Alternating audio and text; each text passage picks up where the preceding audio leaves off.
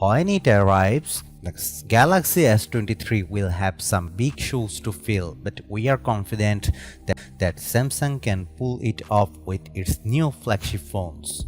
Among this year's releases, the Galaxy S22 and Galaxy S22 Plus felt a lot more iterative than innovative, but the Galaxy S22 Ultra had no such problem bringing the Galaxy Note back to life. Rumors about the Samsung Galaxy S23 are just starting to pick up, but we wanted to share what's out there. So here's what we have heard about the Galaxy S23 so far.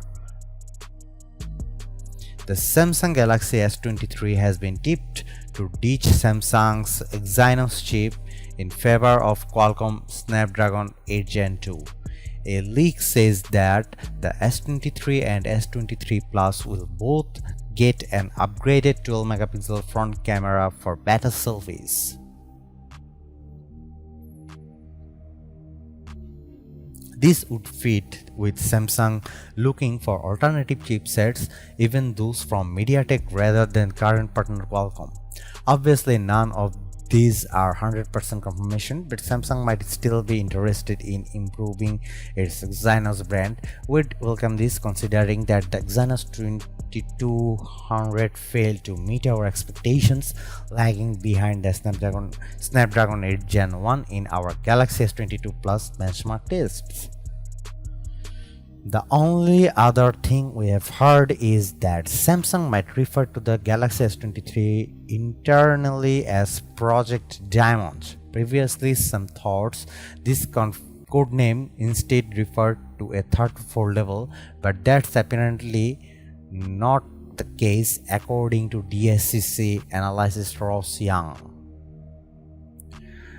There's a long time for Samsung to finalize some Galaxy S23 details, so here's what we are hoping to see.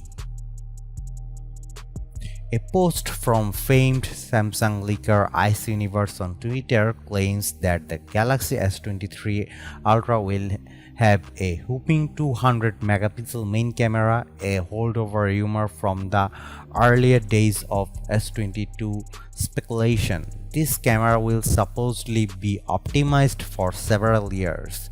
We are not sure if that means Samsung plans to continually improve the camera over the years with software updates, or if the Korean phone maker will improve the 200 megapixel sensor following the S23 Ultra's launch.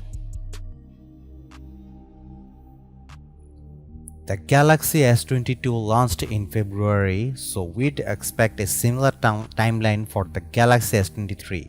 The Galaxy S21 series came out in January 2021, but Samsung had to make room for the Galaxy S21 FE, so it likely pushed back the S22's debut. For the Galaxy S23, that probably means an early 2023 appearance. Phone release windows are pretty predictable nowadays, and we don't expect Samsung to deviate from this, though the coronavirus pandemic and chip shortages have created some delayed phone launches in recent memory.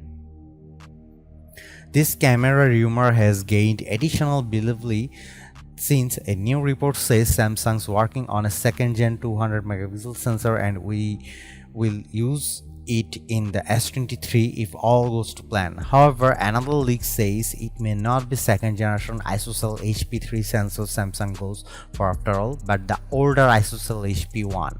If you are curious as to what this sensor is capable of, Samsung has shown off a video of the 200 megapixel HP1 camera sensor in action by snapping a photo of a cat and then blowing up that images to fit a 20x into 22 meter canvas that was hung off the side of a building. It is hard to tell for sure in a YouTube video and not in person, but the images looked impressive. Details appear to be very crisp with individual cat hairs picked out.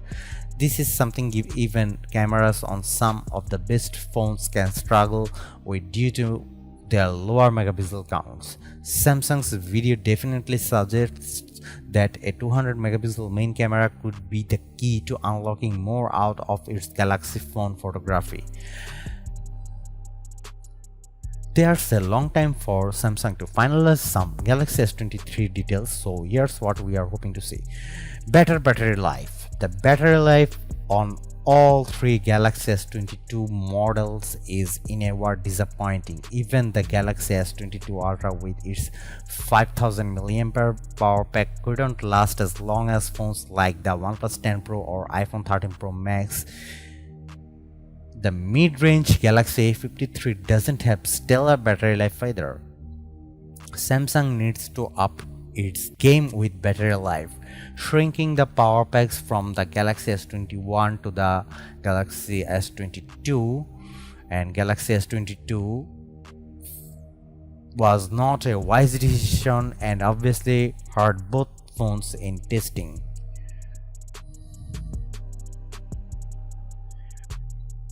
Better model differentiations. Let's face it, the Galaxy S22 and Galaxy S22 Plus are pretty boring. They look just like the predecessors without many new features. The biggest changes involved improved nightography for low-light photos, but all of Samsung's efforts clearly went into the most expensive Galaxy.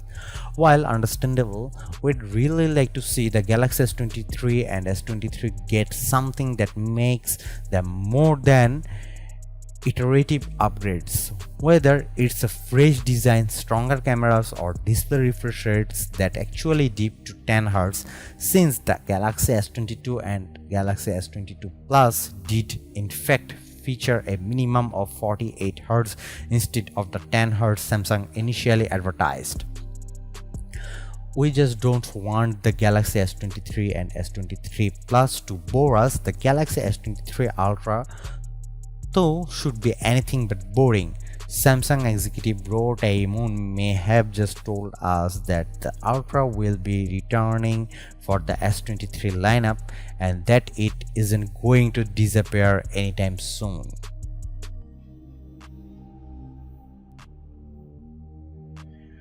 Better cooling. It's no secret by now that the Samsung 8 Gen 1 chip runs hot. This causes it to hit throttling problems, especially in intense games. Samsung also got caught intentionally throttling some apps to preserve system performance. While the move ultimately ended up as a shady or downright heinous for some, it proved to one point the Galaxy S22 needed better cooling. The OnePlus 10 Pro features a new cooling system that makes the phone noticeably more comfortable after long gaming sessions than the Galaxy S22 Ultra. In my experience, we are not asking for something on the level of the best gaming phones, but the S22 can get really hot. We want to see the Galaxy S23 fix this.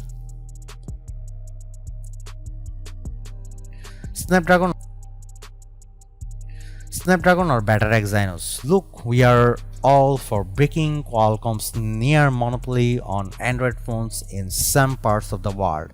The strongest performers out of all the best Android phones use Snapdragon chips. While Apple Silicon is still miles ahead in some ways, Samsung's Exynos processors are inferior to Qualcomm in many others. We all had high hopes for the flagship Exynos 2200 with its AMD powered graphics, but the chip ultimately proved lackluster at best. Samsung either needs to figure out why Exynos chips lag behind Snapdragons, or it needs to give up and use Snapdragons everywhere. Continuous zoom. One problem with telephoto lenses on smartphones is that you either use the full optical zoom or get stuck with digital that fills in the gaps. Rumors surrounding the Galaxy S22 Ultra suggested that Samsung was going to introduce continuous zoom, where the phone could go from 1 to 10 and all the sports between smoothly. We want to see Samsung and introduce this on all three Galaxy S23 models, though we have a feeling the feature might an ultra exclusive if it ever materializes.